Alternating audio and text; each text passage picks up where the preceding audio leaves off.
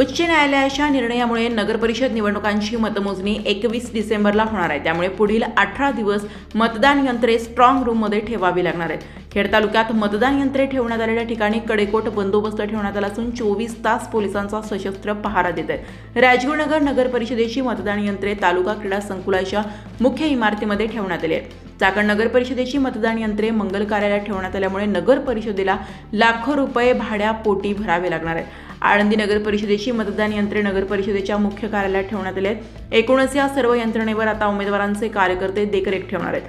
प्रशासनाने 3 डिसेंबर रोजी मतमोजणीची सर्व तयारी केली असताना सर्व यंत्रणा आता जैसे थे ठेवण्याची नामुष्की प्रशासकीय अधिकारी वर्गावर आली आहे। ऐनवेळी मतमोजणी पुढे ढकलल्याने ईव्हीएमच्या सुरक्षिततेसाठी स्ट्रॉंग रूम तयार करणे, सीसीटीव्ही यंत्रणा उभारणे आदींसाठी प्रशासनाला धावपळ करावी लागली।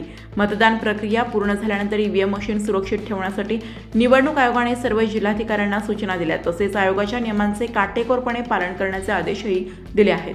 यामध्ये ईव्हीएम मशीन ठेवण्यात येणाऱ्या गोडाऊनच्या साठवणूक व व्यवस्थापनासाठी जबाबदार अधिकाऱ्याची तात्काळ नियुक्ती करण्यात आली आहे। सीसीटीव्ही यंत्रणा, सुरक्षा alarm system, exhaust fan, fire extinguisher इत्यादी उपकरणे कार्यान्वित करण्यात आली आहेत। चाकण, राजगुरुनगर आणि आळंदी नगर परिषदेसाठी मंगळवारी 2 डिसेंबर रोजी मतदान प्रक्रिया पार पडली। मात्र न्यायालयाच्या निर्णयानुसार मतमोजणी 21 डिसेंबरला होणार आहे। त्यासाठी मतदानापूर्वी स्ट्रॉंग रूम उभारण्यात आल्या।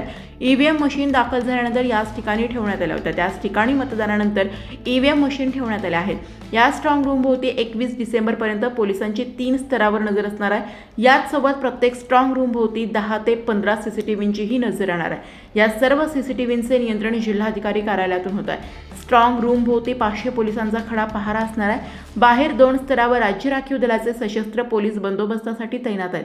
आतील बाजूस 4 पोलीस कर्मचाऱ्यांचे पथक आहे। यामध्ये 2 कर्मचाऱ्यांकडे शस्त्र असणार आहेत। हा बंदोबस्त 24 तास राहणार आहे। चाकणमध्ये मीरा मंगल कार्यालयात कडेकोट बंदोबस्तात मतदान यंत्रे ठेवण्यात आली आहेत।